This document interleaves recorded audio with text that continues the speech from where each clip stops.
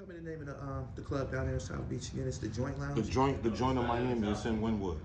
It's in Wynwood. The joint of Miami. The Wynwood is the art district. In South Beach. Like Overtown. You know what I'm saying? Okay. How long you been? How long you been down there? Since July 1st. Since the opening, grand opening. I've been there ever since. Speak up just a little bit, G. I've been there ever since. All right. You know what I mean? How long you been a DJ? I've been seeing your name in the industry forever, going back to About the 23 mixtapes. years, yeah. I got my first pair of turntables when I was 15 years old. Juice was my inspiration. Oh yeah? The movie Juice. GQ? Yeah, I wanted to be GQ. No I doubt. tell niggas that all the time. So how did you start making your way? How did you establish your name as DJ Alamo? Well, it's a real story because my name was Ant Live. I moved to South Jersey and you know what I'm saying, then Willingboro, New Jersey, and I was in the studio and my name was Ant Live, just around. Right. So I teamed up with a guy at the studio. I went to a studio, met a guy named Ant Live. Right. Shout out to Ant Live from Camden. You know what I'm saying? And he was like, yo, you know, he a little older than me. And he was like, yo, you gonna have to battle me for that name. And I'm so young, I'm like, man, my name ain't Live. I don't care about that. You can have the name. Move forward. My partner DJ Ace, which is Young Jeezy's DJ. It's my cousin. All right. So me and him was DJ Alamo and DJ Ace. We was kicking up in South Jersey. Then I started doing the mixtapes. Started doing the mixtapes. AR-Ad, Tone Trump, Right. Big O, Right. the list goes on. Hard Luck. There's nobody I didn't really All the fuck underground with. gutter niggas. Bully just came home from D Block. I was helping Bully. There was nobody I really didn't touch with or deal with. Jay Bezel, and Right. when he made his little comeback, I was a part of that. So you know, I was all about helping the independent guys, man. Running around city to city, Camden, Trenton, Newark, New Jersey. Shout out to First Lady L. She brought me in. I was like the last DJ that was her personal DJ for the Murder Mommies. Right. So I was in that whole realm with DJ Envy, Jersey Girls, the whole movement, DJ whatever. Right. So I was outside for a good minute, just moving around. When did you start earning money and able to, travel? Like, what you mean earning money? Like, Earning money as a put it like DJ. this, I say 2007, I quit my regular job. I haven't worked a job since 2007. Okay, your regular job would. My regular job. I was a certified nursing assistant. Okay. I went to school, went to Red Cross, then I went and got the higher levels. You know what I'm saying? So Right. I'm certified in the health department as well. So I just 2007. That was my last time ever working a job. All right. When were you able to exist at a DJ, despite the accreditation and the medical situation? What year, if you can recollect, did you start making money as a DJ? 2007. 2007. Quit my job. I got a check one weekend from doing 2 parties, and that was the same check I was making in 2 weeks. Right. So that was the end of that. And I was like, go harder. Right. So all I did was put my money into mixtapes. That's when I went hard with the mixtapes. 2007, between 2004 and 2007, I went crazy with the mixtapes. Who was you using to distribute these tapes? Oh, that's a good story. 45th and Broadway, you have any relationship up there? That's a good story. Listen, my mixtape started from the bootleggers. Right. I had great friends. Shout to Alpha, shout to my Africans. I went to my Africans in Philly, and it went from the same Africans that ran the mixtape circuit in Philly, the same ones, the cousins of the guys in Harlem on 45th. So guess what? My shit went from there to Connecticut to Boston. Then I got with Crook Rock, which is Interstate Mafia. Right. And he took my shit from New England to Miami. Was bootlegging a good thing? Hell yeah, for me. I'm still meeting people to this day that I'll say my name and they be like, the mixtape nigga? You just said it. Yeah, that happened to me. I'm just saying. I had a DVD out back in the day, and I was in Kansas City shooting niggas. They was like, man, I loved your DVDs. I'm like, damn, my shit made it way out here. Yeah, and that was from the bootleg game. So as you can see, the bootleggers really helped me. And then my thing was, I was tired of just people knowing me as a motherfucking mixtape DJ, because I could really rock a party. So I was like, let me get back into that field, and that's where First Lady L helped me out a lot. Okay. Out of all of the mixtape that you did, what would you consider to be like, your Illmatic or your Reasonable Who Doubt? Harder Than Me Part 2. You and Ab? Because I was a part of the whole process. I was there through the whole process. Through the whole process, the yes, the nays, the no's, and I was through the whole process. And that mixtape catapulted people to give me respect. They probably knew me, but then they see Ab gave me respect, and they like, damn, I listen to this nigga. I love what he says, or I relate to him. I fuck with you because of that. Right. So niggas fucked with me because of my relationship with Ab, or how Ab felt about me and how Ab treated me. Yeah. Like, he kept me safe. He kept me out of everything, you know what I'm saying? So, and I already knew what that was about. So, you know. So that opened doors for you in Philadelphia. Fucking real. Who's Every nigga that didn't want to fuck with me, before I got with Ab, y'all remember who y'all are. But shout to Tone Trump. Tone Trump was the first person to put me on the stage in Atlantic City, 12,000 people. Right. He could have called anybody in the world, but he called me. So that was my first 12,000 people stage concert that I was on. Tone Trump, that definitely helped catapult it, but AR Ab and then Gilly.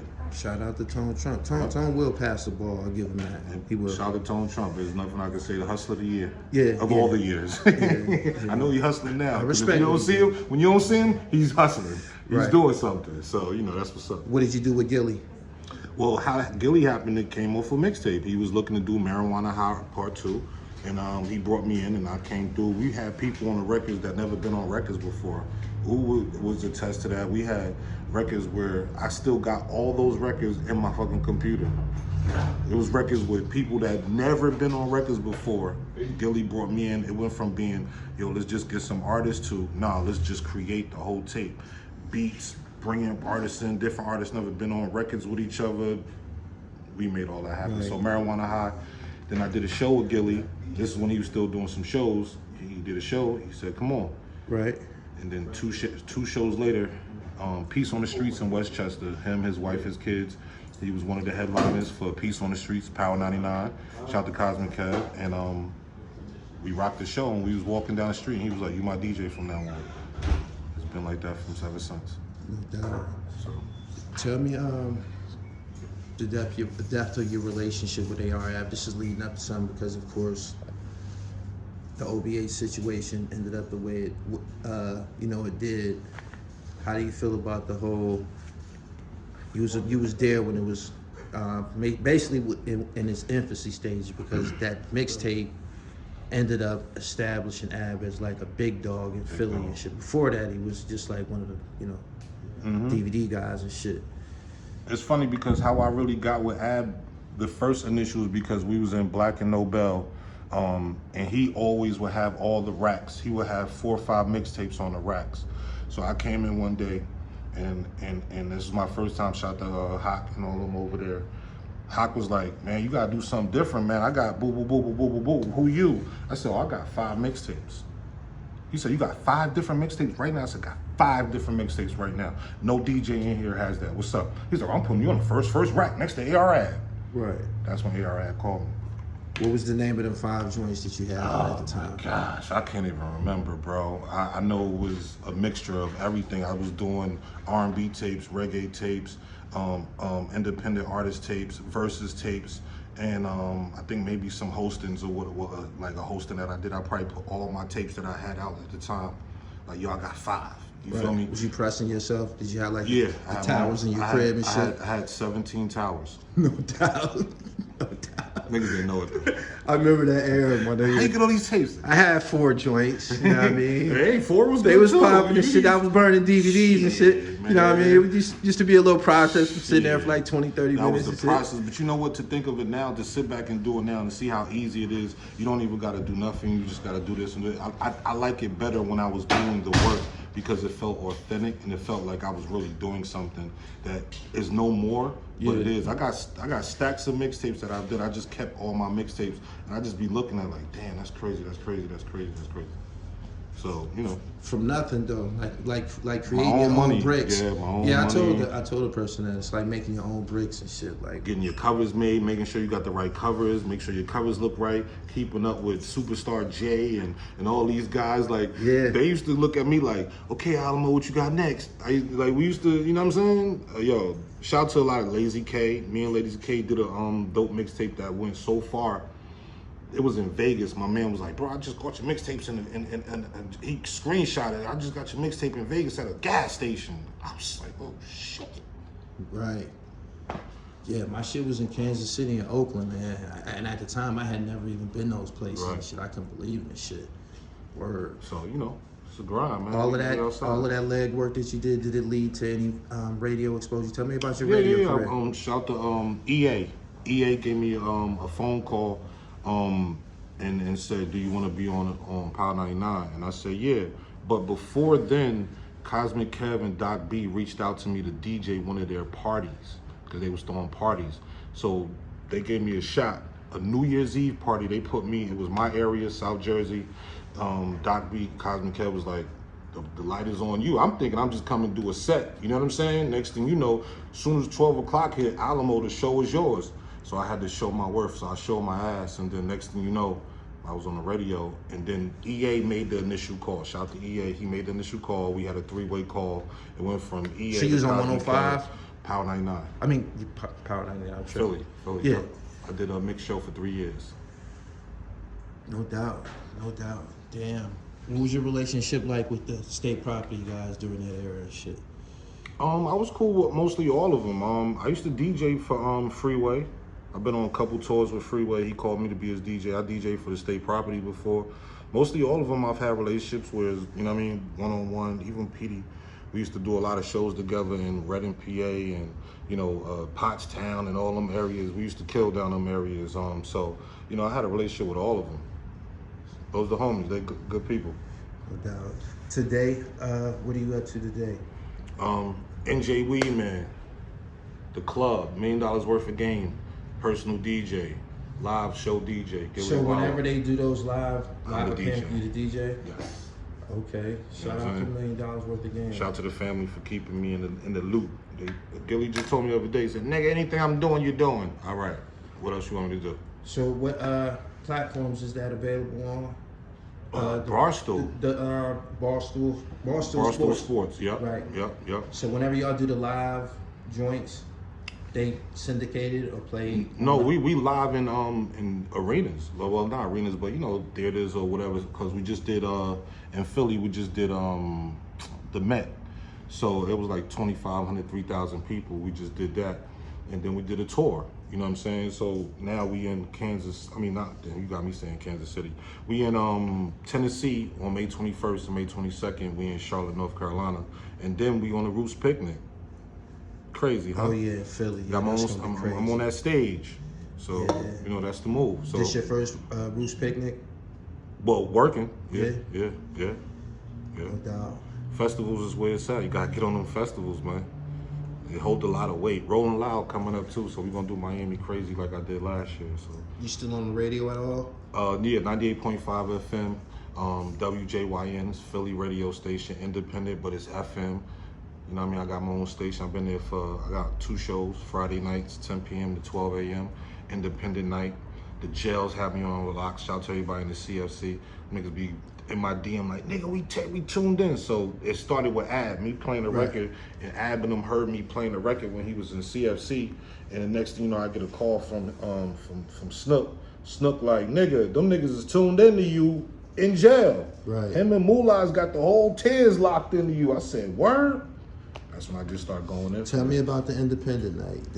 That's when you fucking with the underground guys? Underground guys, independent artists. I do from 10 o'clock to 11, then from 11 to 12, I just give you all the And you playing they records? You playing like Leaf Ward and all them guys? Leaf Ward, been playing all of them.